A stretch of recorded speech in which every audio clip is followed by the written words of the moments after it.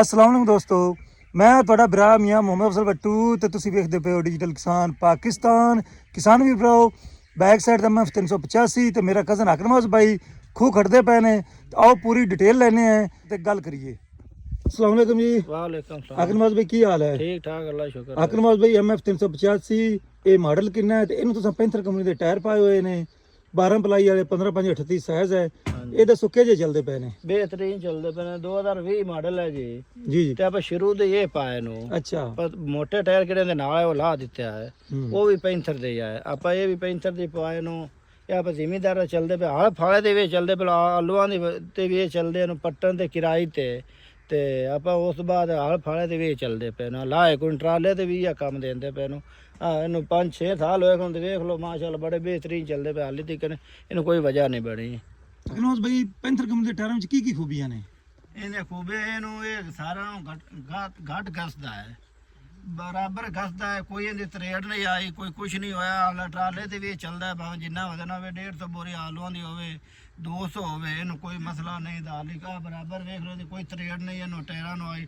ਹਾਲਾਂਕਿ ਸੁੰਡਾਂ ਦੇ ਵੀ ਚੱਲਦਾ ਹੈ। ਮਕਈ ਦੀ ਜ਼ਮੀਨ ਵਾਹਨ ਹੈ ਨਾ ਇਹ ਮਕਈ ਦੀ ਜ਼ਮੀਨ ਵੀ ਖੇੜਿਆਂ ਵੀ ਵਾਹਦਾ ਵੀ ਇਹਨੂੰ ਕੋਈ ਹਾਲੇ ਤੋਂ ਮਸਲਾ ਨਹੀਂ ਬਣਾ।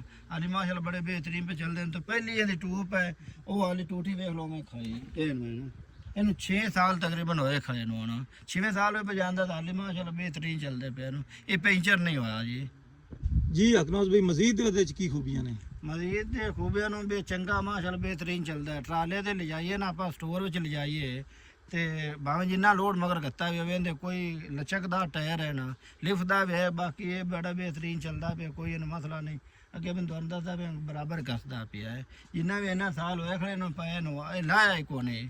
ਡਿਸਕਾਂ ਦੇ ਵੀ ਇਹ ਪੇ ਚੱਲਦਾ ਹੈ ਟਿਲਰ ਤੇ ਵੀ ਇਹ ਪੇ ਚੱਲਦਾ। ਬਾਕੀ ਸਾਰਾ ਕੰਮ ਇਹ ਕਰਦਾ ਪਿਆ ਜਿਆਦਾ ਲਾਇਆ ਹੋਇਆ ਇਹਨੇ ਬਦਲਾ ਹੀ ਨਹੀਂ। ਆਪਾਂ ਚੰਗੇ ਮਾਸ਼ਾਅੱਲਾ ਬਿਹਤਰੀਨ ਚੱਲਦਾ ਪਿਆ ਹੈ। ਅਕਰਮਾਸ ਬਾਈ ਇਹਦੀ ਕੋਈ ਗਾਰੰਟੀ ਤੇ ਕੀਮਤ ਦੇ ਬਾਰੇ ਦੱਸੋ। ਇਹਦੀ 5 ਸਾਲ ਦੀ ਗਾਰੰਟੀ ਹੈਗੀ ਆ। ਇਹਨੂੰ 6ਵਾਂ ਸਾਲ ਇਹਦੀ ਗਾਰੰਟੀ ਦੇ ਕੋਈ ਕਲੇਮ ਪਿਆ ਹੀ ਨਹੀਂ ਦਾ ਮਾਸ਼ਾਅੱਲਾ। ਇਹ ਬੜੇ ਬਿਹਤਰੀਨ ਚੱਲਦੇ ਪਏ ਤੇ ਦੂਜਿਆਂ ਨਾਲ ਕਿਹੜੇ ਬਾਕੀ ਟਾਇਰ ਹਨ ਉਹਨਾਂ ਨਾਲ ਇਹਦੀ 30-40 ਹਜ਼ਾਰ ਰੁਪਏ ਕੀਮਤ ਵੀ ਘੱਟ ਹੈ। ਅਕਰਮਾਸ ਬਾਈ ਜਿਨ੍ਹਾਂ ਦੋਸਤਾਂ ਨੇ ਨਵੇਂ ਟਾਇਰ ਪਵਾਉਣੇ ਉਹਨਾਂ ਨੂੰ ਕੀ ਮਸ਼ਵਰਾ ਦਿਓਗੇ? ਮੈਂ ਦੱਸਾਂਗਾ ਵੀ ਪਵਾਉਣ ਪੈਂਥਰ ਕੰਪਨੀ ਦੇ ਇਹ ਚੱਲਦਾ ਬੜਾ ਬਿਹਤਰੀਨ ਹੈ। ਜਾਮ ਤੇ ਚੱਲਦਾ ਇਹ ਫੁੱਲਦਾ ਨਹੀਂ। ਇਹ ਤੇ ਬਾਤ ਕਾਤੇ ਤੇ ਫੁੱਲ ਜਾਂਦੇ ਨੇ ਟਾਇਰ ਉਹ ਫੁੱਲਦਾ ਨੇ ਬਿਹਤਰੀਨ ਚੱਲਦਾ। ਕੋਈ ਇਹਦੀ ਘਸਾਈ ਘਾਟ ਹੈ ਤੇ ਦੂਸਰੇ ਨਾਲ ਇਹਦੀ ਕੀਮਤ ਵੀ ਘਾਟ ਹੈ। ਮੈਂ ਤਾਂ ਜ਼ਿਮੀਦਾਰਾਂ ਨੂੰ ਦੱਸਾਂਗਾ ਵੀ ਇਹ ਕੰਪਨੀ ਦੇ ਟਾਇਰ ਪੈਂਥਰ ਦੇ ਪਾਉਣੇ ਚਾਹੀਦੇ ਨੂੰ ਬੜੇ ਬਿਹਤਰੀਨ ਚੱਲਦੇ ਇਹਨੂੰ। ਕੰਪਨੀ ਮੈਂ ਤਾਂ ਬਿਹਤਰੀਨ ਹੈ ਜ਼ਿੰਦਾਬਾਦ ਪੈਂਥਰ ਕੰਪਨੀ। ਜਿਨ੍ਹਾਂ ਦੋਸਤਾਂ ਨੇ ਨਵੇਂ ਟਾਇਰ ਪਵਾਉਣੇ ਉਹਨਾਂ ਜਨਾਬ ਅਕਰਮਾਸ ਬਾਈ ਦੀ ਜ਼ੁਬਾਨੀ ਤੋਂ ਸੁਣ ਲਿਆ ਪੈਂਥਰ ਕੰਪਨੀ ਸ਼ਾਨਦਾਰ ਹੈ ਚੰਗੇ ਬਿਹਤਰੀਨ ਨੂੰ ਚੱਲਦੇ ਨੇ। ਅਕਰਮਾਸ ਬਾਈ ਇਹ ਮੈਨੂੰ ਦੱਸੋ ਵੀ ਖੂਹ ਨੂੰ ਕੀ ਹੋ ਗਿਆ? ਇਹ ਖੂਹ ਨੂੰ ਪੈਂਦੇ ਰੌਣਾ ਇੱਥੋਂ ਨਾਲੋਂ ਤੇ ਖੂਹ ਫਰੀਜ ਗਿਆ ਤਾਂ ਅਸੀਂ ਉਹ ਖਟਾਉਂਦੇ ਪਏ ਆ। ਇਹ ਕੀ ਹਿਸਾਬ ਕਿਤਾਬ ਲੈਂਦੇ ਪਏ ਨੇ?